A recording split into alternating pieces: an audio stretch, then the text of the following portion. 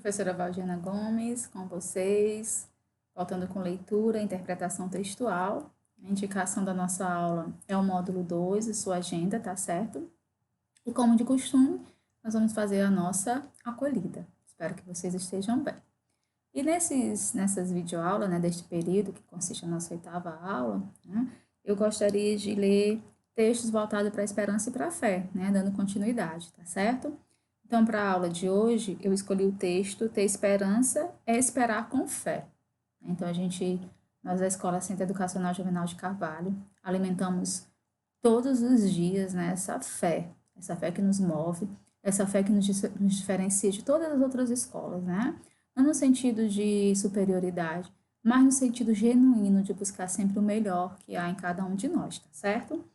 E o texto, né, para a nossa acolhida de hoje, ele é bem simples, tá certo? Ele diz respeito, né, à esperança mesmo, e ao esperar com essa fé forte e marcante que nós devemos ter, tá bom? Então vamos lá. Sabe qual é a melhor definição de esperança? Esperar com fé. Esperar que os sonhos se realizem, apesar dos contratempos. Esperar com paciência, mas não esperar parado. A esperança é o que nos faz, em meio à tempestade, abrir o nosso guarda-chuva colorido.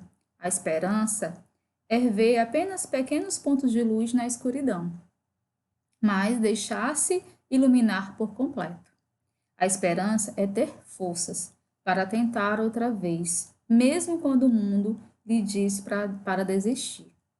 Ter esperança é ter a coragem de criar expectativas positivas. É pensar que sempre haverá uma saída. É saber que não há mal que dure para sempre. Quem tem esperança sabe que a qualquer momento coisas boas podem acontecer. E o impossível se torna possível. Porque somente no coração em que há esperança acontecem milagres. Manter a esperança viva é a maior prova de força que uma pessoa pode dar a si mesma. Então, força, coragem, fé é o que nós precisamos. Logo, logo estaremos de volta e a nossa acolhida será presencial, olhando para os olhinhos de cada um de vocês, tá bom? Então, esse sentimento que nos move, esse sentimento que nos motiva realmente a estarmos tentando, né, diminuir, estreitar essa distância que existe hoje, tá certo? Então, vamos começar a nossa aula, tá bom? Faça aí a sua agenda. Eu tenho tido sempre essa preocupação de orientá-los, né, para que a agenda não fique atrasada, não fique nada acumulado para vocês, tá bom? Então, a gente começa com a correção, né? Veja bem, não é resolução. Você deve estar agora corrigindo comigo, não é para resolver junto comigo, né? Eu sempre tenho explicado isso para vocês, essa diferença. E a gente pega o módulo, né, que foi a indicação da aula passada, na página 16 a 19. Então, vamos lá. Nós temos aí linguagem verbal não verbal e mista, que foi a explicação da aula passada, tá bom? Em nosso dia a dia, empregamos a linguagem para nos comunicar. Para isso, podemos utilizar palavras, gestos, símbolos, desenhos, expressões faciais, cores. A tirinha apresentada na leitura 1 é formada por imagens, texto não verbal, e palavras, texto escrito. Conheça a seguir os tipos de linguagem empregadas em textos, né? Nós temos, observe o cartoon. Você vai observar cada detalhe, as cores, olhando para o módulo, né? As ideias, de onde surgem os balões, tá certo? Todos estes elementos, né, visuais, eles são importantes para a sua compreensão, tá certo? Item A. Os cartoons geralmente apresentam uma crítica a uma situação ambiental, social, política ou ao comportamento humano por meio do humor. Qual é a crítica desse cartoon? Aí está muito claro, você vê esse esgoto aí, né, cheio de resíduos, né, usados pelos humanos, aí você vai dizer, o cartoon, começando com letra maiúscula, o cartoon faz uma crítica à poluição das águas dos rios em razão do esgoto. De novo, o cartoon faz uma crítica à poluição das águas dos rios em razão, né, dos esgotos. Professor, eu fiz parecido, quase com o mesmo sentido. Eu apago e faço igual ao seu? Não, deixe do jeito que você fez. Nós estamos corrigindo. Se você fez parecido, se leva a questão a entender que se fala, faz uma crítica à poluição, faz uma crítica à preservação do meio ambiente, não, então está correto, tá bom? B. Assinale a alternativa correta a respeito desse cartoon. Olha aí, leia com bastante atenção. Ele é formado somente por palavra, texto escrito? É? Não, né? Ele é formado somente por imagens? Ele é formado por palavras e imagens. E aí, o que é que vocês marcaram? Está claro, né? Não tem nenhuma palavra. Então, ele é formado somente por imagens. Aí nós vamos para a página 17, segunda questão. A vida. Na água do rio, que procura o mar, no mar sem fim, na luz que nos encanta, na montanha que aos ares se levanta, no céu sem raias que deslumbra o olhar.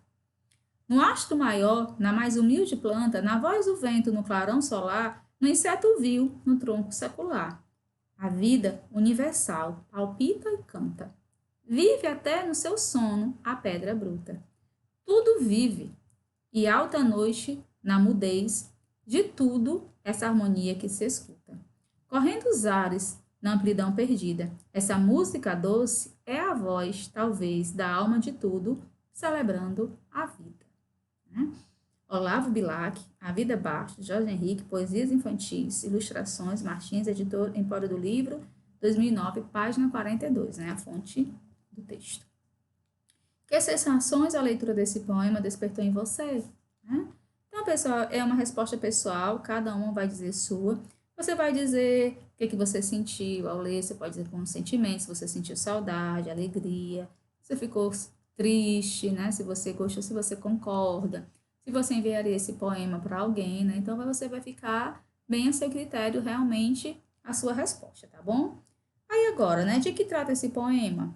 O poema, ele trata da vida em suas diferentes formas. Ele apresenta a vida em formatos diferentes, em percepções diferentes. E uma resposta, o poema trata da vida em suas diferentes formas. C. Assinale a alternativa correta a respeito desse poema. Ele é formado somente por palavra, texto escrito? Ele é formado somente por imagens? Ele é formado por palavras e imagens? E aí, o que a gente tem? Tá claro também, né? Ele é formado somente por palavras, somente o texto escrito. Seria possível empregar somente imagens em vez de palavras nesse poema? Sim ou não? Por quê? Não, né? Pois a matéria-prima do poema são as palavras. Né? O poema é um gênero que trabalha as palavras de modo especial, por meio de rimas, ritmo, figuras de linguagem, por isso não seria possível substituí-las por imagens, tá certo? Tudo bem? Então, não, pois a matéria-prima do poema é a palavra. Né? Então, essa resposta já responde a questão. Aí nós vamos para a página 18. Agora, leia a capa do livro do qual foi extraído o poema que você leu na atividade 2. Olha aí, nós temos Poesias Infantis, Olavo Bilac. Observando essa capa, é possível saber qual é o conteúdo do livro? Comente. É possível saber que se trata de um livro de poesias infantis, pois essa informação está no título do livro. Olha lá, Poesias Infantis, Olavo Bilac. B. A função de uma capa é despertar no leitor o interesse pelo livro. Em sua opinião, essa capa cumpre sua função? Explique. Aí a gente espera que sim, né? Que tem indicação de que trata de um livro de poema, o nome do autor, aí tem as ilustrações, várias imagens. Então, o meu desejo é que você tenha respondido sim. Assinale a alternativa correta a respeito dessa capa. Ela é formada somente por palavras, texto escrito. Ela é formada por imagens. Ela é formada por palavras e imagens. O que a gente observa? A gente volta lá para a capa, analisa junto comigo. Então, a gente percebe que ela tem palavras e que ela também tem imagens. Então, a resposta correta é o terceiro quadrinho. Se essa capa apresentasse somente imagens ou somente o texto escrito, ela cumpriria sua função de despertar o interesse pela leitura da mesma forma? O que vocês acham? Se faltasse algum desses elementos nesse contexto aqui, aí você vai responder que não, pois o texto escrito, ele apresenta o título do livro, né? O nome do autor e a editora que o publicou. E essas informações são importantes em uma capa de livro. As imagens, por sua vez, deixam a capa mais interessante e cativante, mais atraente, né, para a leitura, tá bom? Aí eu quero relembrar com vocês, a tia Valdiana fala muito, para você não ter nenhuma dúvida. A linguagem verbal ocorre por meio de emprego de palavras faladas ou escritas, tá certo?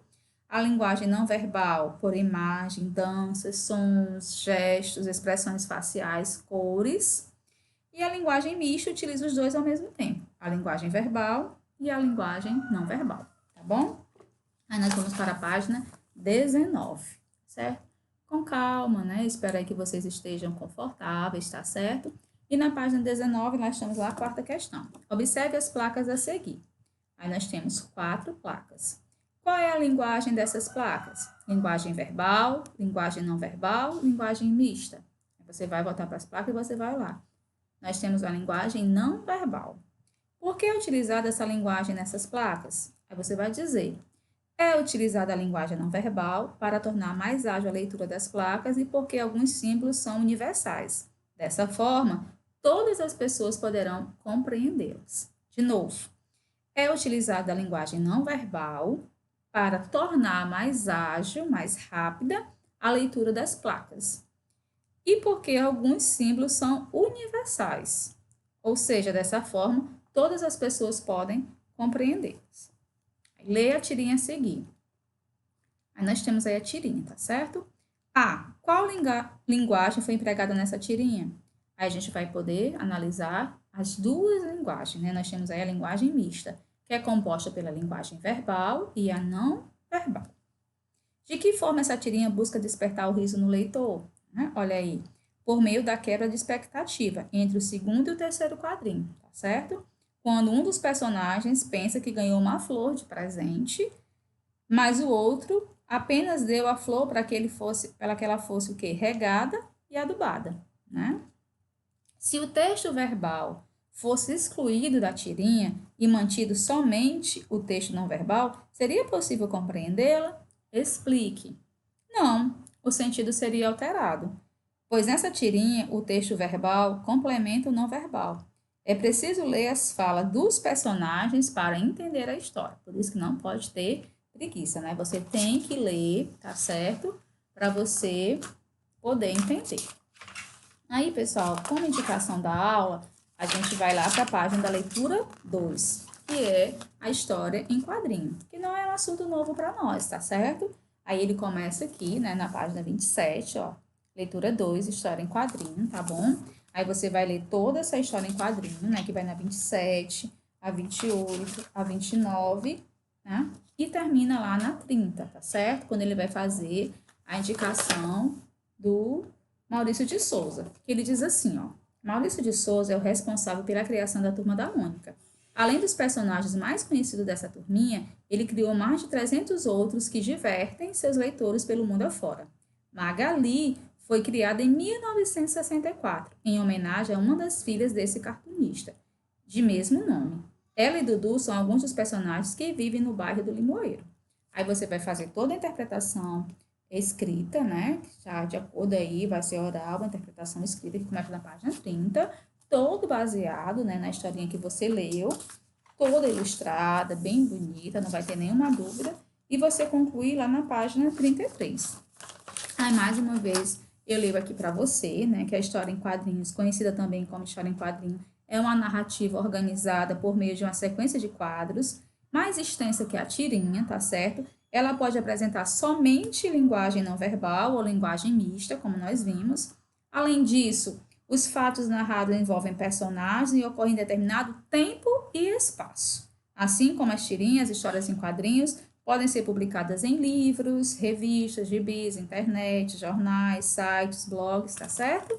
E agora é com você, né? Sem preguiça, você vai fazer todo o estudo, toda a sua tarefa, e eu fico aguardando vocês lá no Meet, caso surja alguma dúvida, tá bom?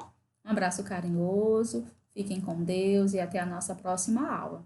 Não esqueçam de organizar a agenda de vocês, tá certo? Faça tudo com todo o carinho do mundo, não acumule atividades. Se tiver alguma dúvida, entre em contato, manda um zap. Tem alunos que têm feito isso, eu tenho respondido, tá certo? E essa atividade de leitura é importante, porque é um momento que você vai aprender, você vai entender por você mesmo. Sempre, claro, lendo e relacionando ao que foi dito antes, tá bom? Então, a gente termina aqui a nossa videoaula. Um abraço carinhoso, fiquem com Deus e até a nossa próxima videoaula.